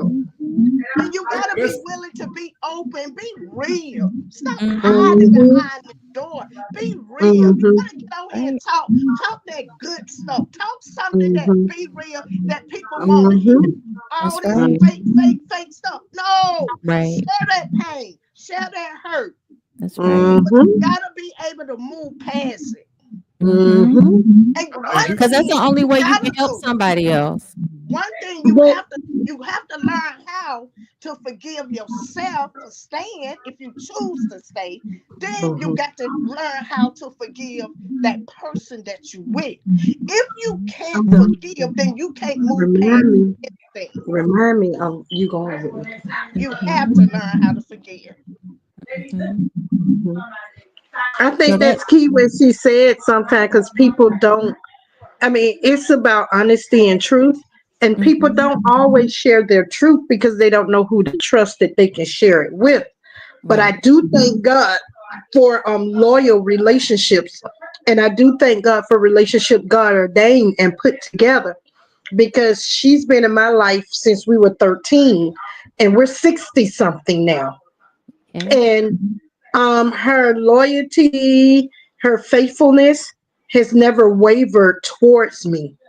So she is a sister to me in Christ, and I can go to her for any type of encouragement. And one of the things she said that I really admire about her, I can pour my heart out without worrying about being double jumped, knowing I have an intercessor on my behalf that's going to help pray me through and help me overcome what, spiritually through prayer, what I'm dealing with. But it is important to really be honest, and you can't really be honest. She's really the only, I have a huge family. I have lots of cousins, but I trust my most important part of my life that I need to share sometime with her, because it never comes back. I never hear it repeated. All I hear is intercessory in prayer on my behalf, whatever I share. So I'm just saying, it's a platform you have, Lamar, and I was thankful to get the invite. I don't know if I got I want to make sure I invited you, because come out of that conversation. You want to end on the last conversation, so I got to make sure I got. Well, that's why I said that, because she talked about all the glamour part and how it is for her, and praise God, it was beautiful for her. But I wanted to say, my sister, but there's another side. But I had to remember what you said. At that particular time, that's what she was promoting. That's where she was. So that's why I said, well, open up a platform for, because you have so many people who are getting divorced now. And they said, and the people who are Christians, church people, are the highest rate of divorce it is than secular people. And that's a problem. And I just really believe in my heart, for me, if I had gotten some type of counseling, maybe, you know what I'm saying, I could have waited and I don't know. I don't know, because that's what I call myself, going to Bishop for counseling. And he really didn't counsel us, because he felt like we already had 2 girls and were living together. But I was young still and immature, and I needed to know some things that probably could have helped me in my marriage that I didn't get from my shepherd. And I think about that sometimes when I see him. People want to say, Bishop, don't marry nobody else in the Walker family. I mean, don't marry nobody else in the Walker family. I'd rather go somewhere where word-filled church, where I know they're going to tell me the truth. Wait for a minute. You need more time. That's still I still think it's rare that someone counseling you don't tell you not to. They don't tell you. Let me give you some examples. What they expect, and leave it up to you decided. Let me give you some examples. Let me give you some examples of what we did when we actually went through a 7-week program, and it was at New Birth back then. The first day you came in there, they said, "All right," and you had to be, both of y'all had to be there. You couldn't, the husband couldn't come. I mean, the fiance couldn't come by herself, or the bride couldn't come by herself. You both had to be there. So they said, "Okay, how many of you guys are living together?" First day in there, people raised their hands. Y'all need They to weren't decide married which. either, would they? No, they said y'all need to decide today which one of y'all is moving out. Mm-hmm. Now, a lot of people didn't like that. They didn't like that. It was like, well, if you want to go through this process and do it right, y'all got to decide which one y'all moving out. They had us come in and bring our credit report, so that there was no surprises. You had to bring your credit report in there and give it to your fiance, and y'all went over everything on your credit report. So there was no financial things that you didn't know about. So it was really structured. And it was really hard. It was a really tough conversation. And there were some people who were trying to push back and try to make the word fit to what their situation was, and they were like, no. And there were some people who decided that they weren't ready for marriage. And I don't know if they went somewhere else and tried to get married, but they weren't going to get married at that church through that program. And so for me, it just helped me level set some of the expectations I had, because I had some really warped expectations that it helped grounded me on what to expect. They said she is they talked about the submission part. You're not her boss. She is not your, you tell her what to do, her slave. She submits to you because that's what she chooses to do. It's not because that's what you have authority over her. It was just a whole lot of stuff that we talked about. So you saying that if the two couple came in, that they was already staying together, one of them had to move out until they would get married? Wow, that's But that's how serious you have to take it. Though. Right. You know what I'm saying? That's how serious you have to take it. If you're not going to take it that serious, for even because most of us already had a date. We're already engaged. Because technically, you could have gotten married the next day, so the program was 7 weeks. So even if you put off the wedding until you went and got married at the courthouse and you did the wedding later, you could have stayed with somebody else. Stay with family or something for those 7 weeks or whatever, and this was the sex one. Those of you who are having sex, you need to abstain from having sex. That was on day 1 too. They said all that. That's what I'm saying. So you couldn't do that. You see what I'm saying? So if you were, they're very in depth with everything. No, I'm just joking. But I think that's good. I think that's a good idea. You know what I'm saying? They went through like everything with a fine tooth comb, so there are no surprises. There's no surprise, and it raises the understanding of like you really serious. So I get the seriousness is like, see how serious you are. Are you really serious about committing your life? Already broken the covenant by being together like that. Before marriage is a covenant, but you've already broken it by shacking or whatever, fornicating. And see, I didn't get that anymore. He didn't tell me that, but I learned that through, Nancy Pastor Walker and them. If you already living and you talking about no, you can't live together. Somebody got to move out because you're fornicating at that point. So I'm saying I didn't get that kind of. I didn't get that kind like bring your credit, and that's what they doing now. But because like he said, no surprises. You need to know. Okay, when you look at my credit report, my credit score is what 200. What can we do with it? We can't get it, and then your credit score is 800. There are things you need to know before you enter into marriages, and they do now. A lot of other. Well, when I separated from mama's, how you grow up going to church where your mom now went to. And I'm like, no, ma'am, I got to go where my spirit being fed. Right. I need to hear somebody teach to me, talk to me. I'm not going, and so once I geared away from where my mom there was going, I started learning, I'm missing all of this. I didn't know this because they don't preach it. Reverend Sawyer now wasn't preaching that. Reverend Sawyer was drinking pills.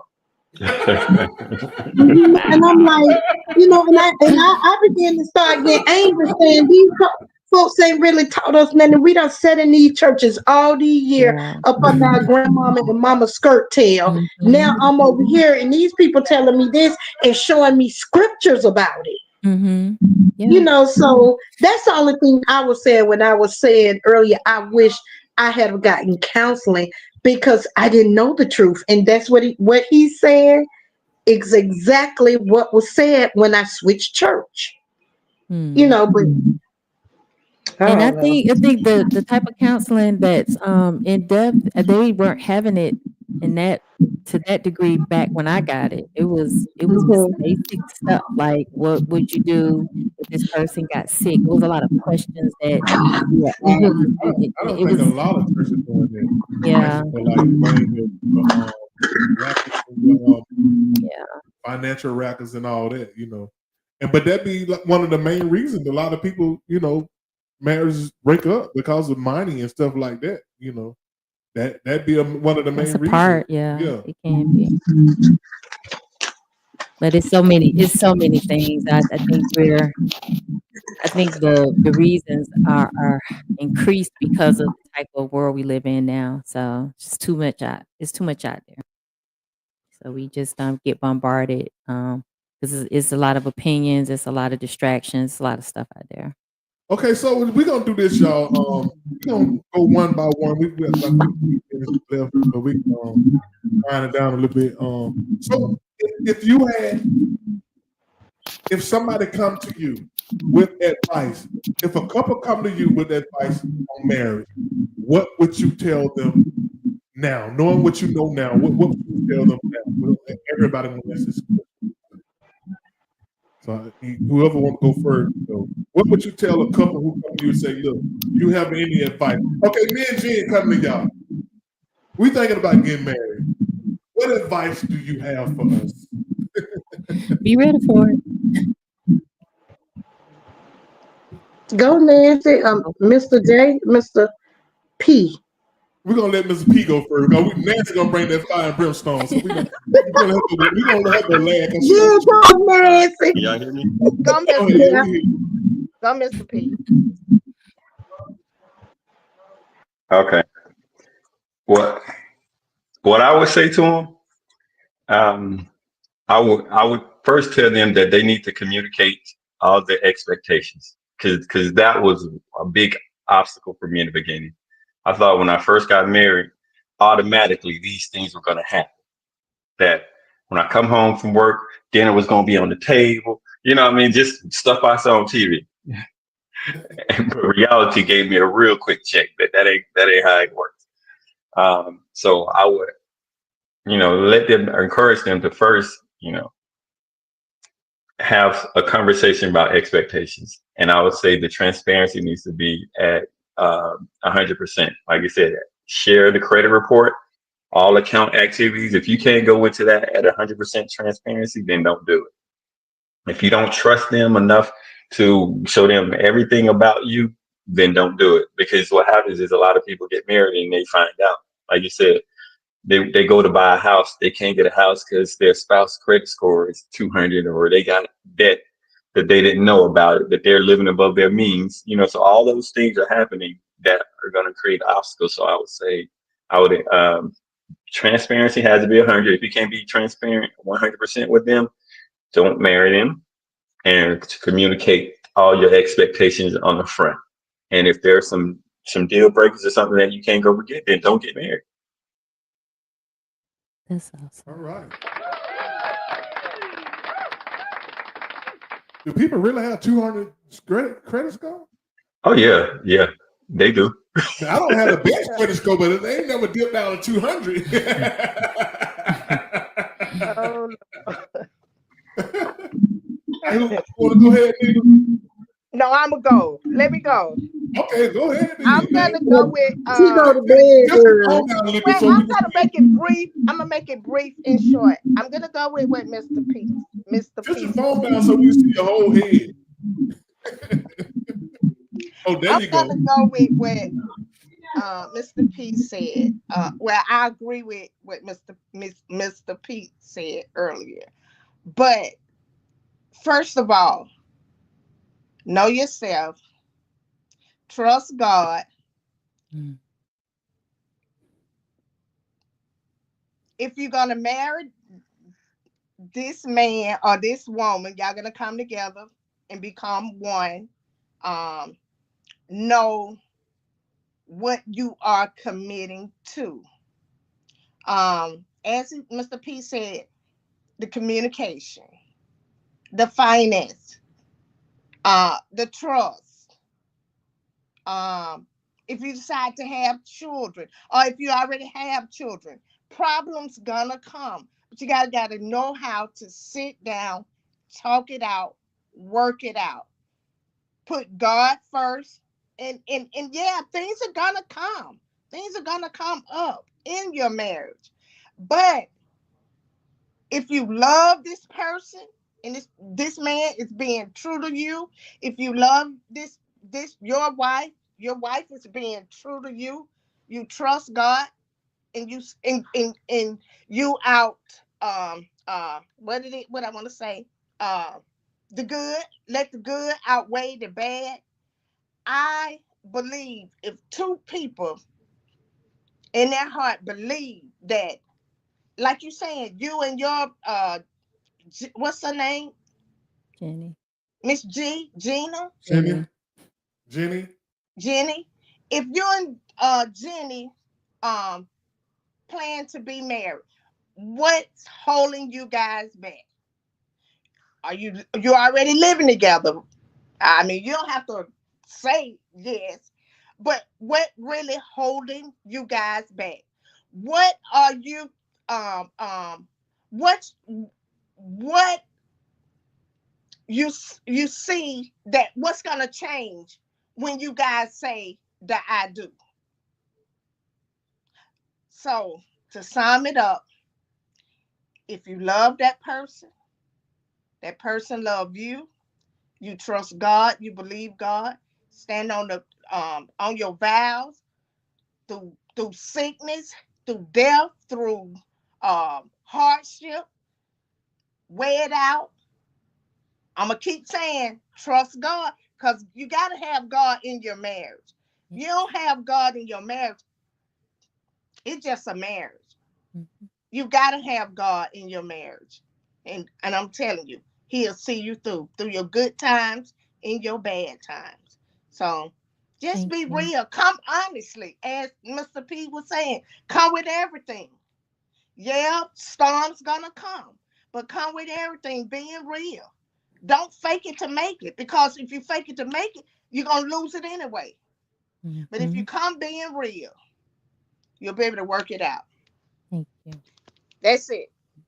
Thank you. All right. Mila. Make her mic is muted. Oh, you muted me, Lamar. No, I hear you now. You hear me now? Yeah, we hear you. Can. No, I just say ask God for a spirit of discernment, because like I said, I lived with someone for 15 years, lived together, had 2 kids before we got married. So I would say seek God and ask God for a spirit of discernment. Lord, what do you want me to do? Am I to marry this person? Show me signs. Give me knowledge, wisdom, and understanding. Help me to make the right choice and the right decision, Lord. And start interceding and praying for that person that you believe in God for to be your helpmate.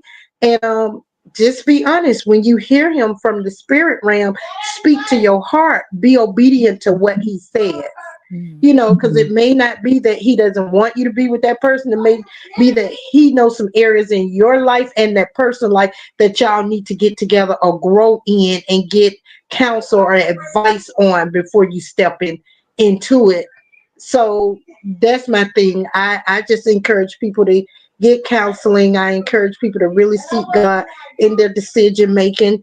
And because marriage is the death do you part. Unless otherwise you act up in the marriage, like, for the principles that you can divorce for. Right.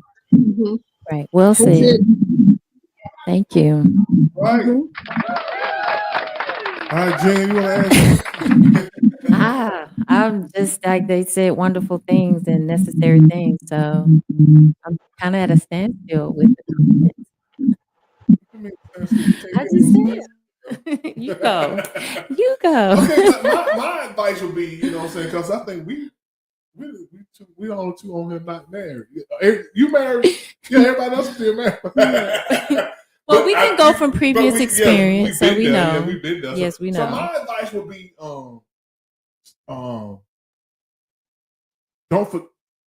never take a person for granted.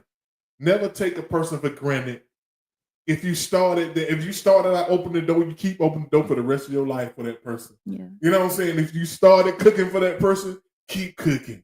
You know what I'm saying? It's because I think a lot of times we take people for granted when we think we got them locked down, and then the relationship gets stale, and they get stale, and you just find yourself, I'm just getting old with you. And I want to, you know what I'm saying? I want to live with you. I want to enjoy you. I want to enjoy my life with you. I don't want to just get old with you.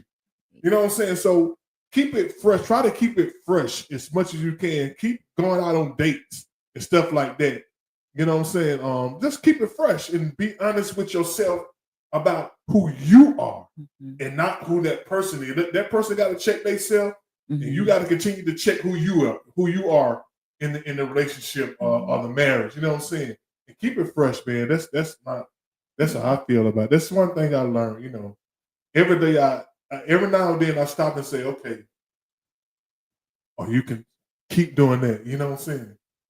Just go out on a dinner date every now and then. The other day we went bowling. You know what I'm saying? Just out the blue. You know what I'm saying? Just go bowling. Just do something. You know, just something to keep it fresh and entertaining, and you know what I'm saying? Don't just grow old with each other. Enjoy each other while you're growing old.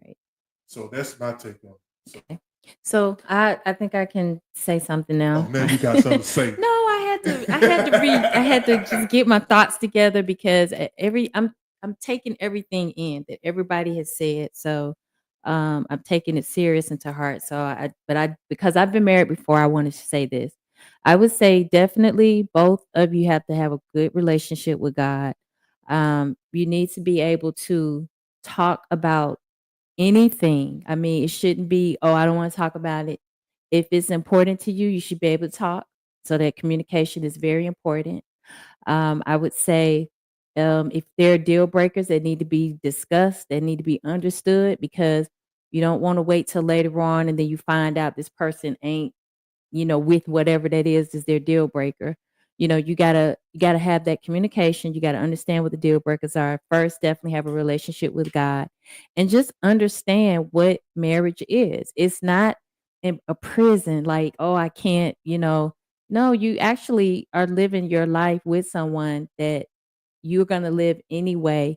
The ups and downs of life. Just you're having a friend with you on the journey. Somebody that is your lover, but then they're also your friend, and you have a spiritual connection that keeps you grounded so that you understand what love is, and so you understand how to put that love out to the world, because it's not to be selfish.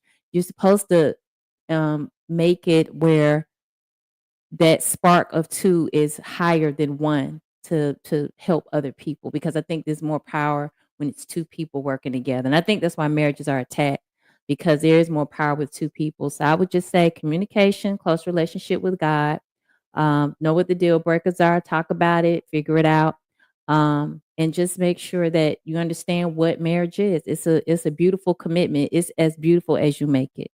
And, learn from each other. Be humble. That's the number one thing. Underneath God, be humble. All right, man. We had a great talk today. We had a great panel that we put together. Thank you, Nina.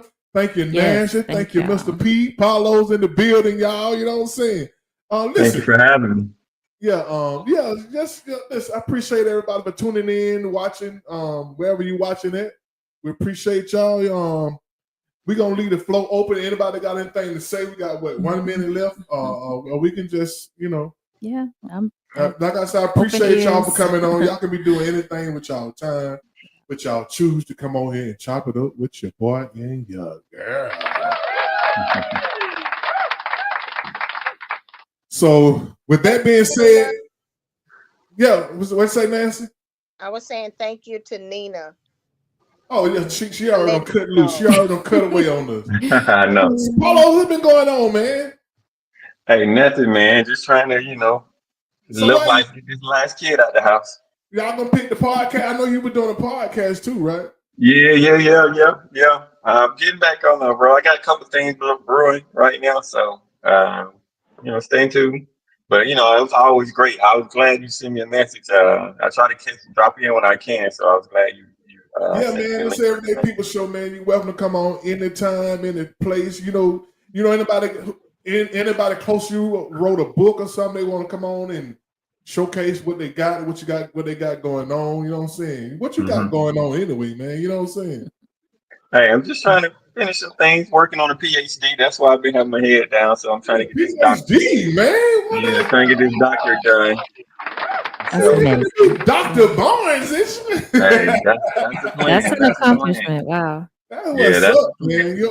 Yeah, Straight man. from Bankhead Court. So trying to Straight get out it of done. Bankhead. Straight out of Bankhead Court, man. Doing, and that's what I'm saying. People come right up under us, man. They doing some great things, and we looking all out the Dr. Phil and Oprah and all them. We got people right in our community doing the same thing. You know what I'm saying? Man, who we can draw inspiration from. And I'm more inspired by people who I know because I know where they come from. You know what I'm saying? Doing great. I'm more inspired by that than I am the big people anyway. So that's one of my motivations anyway. I'm more inspired by people, small people doing great things. You know what I'm saying? Yeah. The people they already done blow it up. So of course they already made it. So you know what I'm saying? So man, I'm proud of you, man. Keep doing your thing. Appreciate it. And Nancy, we are happy to have you on. Yes, ma'am. Lamar, all of your guests was from Bankhead Court. Most of them were either Bankhead affiliated. They either, you know what I'm saying, Bankhead affiliated or people I know, you know what I'm saying, wrote books and stuff like that. So once again, man, appreciate you coming on, man. That'll be easy. Well, I just want to say lastly to each person, if it's not, if they're still there. And did it blink out? Yeah, they Okay. cut out. So. Okay. No, it's okay. I just wanted to appreciate, them individually because I know it was a lot of different things that they said. I really appreciated Nina's like transparency. I really appreciated Nancy's testimony and just showing that hey, it can be done if you want it. Yeah. If it can work. Because it doesn't work for everybody, but we still need to see the side that does work. So I appreciated Nancy for that. And then Parlos, is that how you say his name? Parlos. Parlos. Yeah. And I appreciated his viewpoint about, not judging people that decide what they're going to do with their situation and just giving a perspective that, balanced everything out and, just wanted to, just kind of individually, speak on what they brought to the table for this podcast. Tammy So, Beanie say, I guess his apartment 257 and 303. We stayed in that door to me then, because we stayed in apartment 302. That meant Brunner apartment. Cannon Burdette apartment. I was in 302. And you must have to be a little bitty baby then.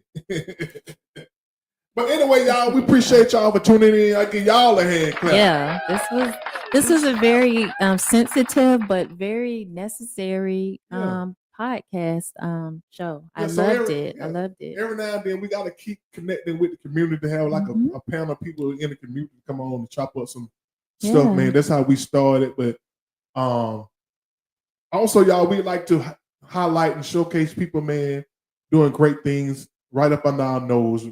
Somebody wrote a book. Somebody got a high position. Oh, what's called? She inboxed me. She want to come on. She's running for something in Clayton County. Vanessa Battle. Yeah, she's running. So I said, yeah, come on, we're gonna chop it up then. We're gonna get the real out of you, you know what I'm saying? And I hope you win so I can ride through Clayton County with my music loud.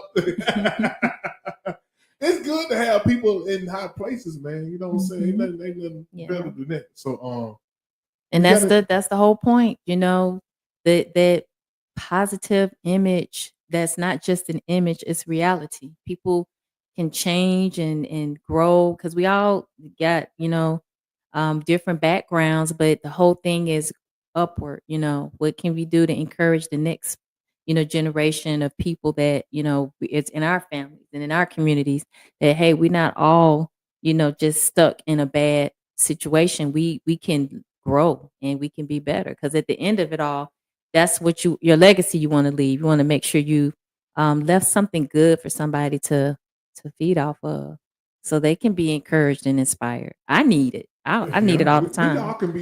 You're never too old to be encouraged and inspired. Yeah. You know what I'm saying? And there's no age limit on who can inspire you. Right. You know what I'm saying? I think a lot of Sure. times we think old people got to be the one we get information from. And Right. sometimes we got some like we had Kirsten on. Kirsten, Mhm. very smart young lady. You know what I'm saying? Yeah. So with that being said, y'all, once again, we appreciate y'all tuning in. We love y'all, and tell them, Jen. There's nothing y'all can do There's about nothing it. y'all can do about the love. Just take it. Take this love. Take it.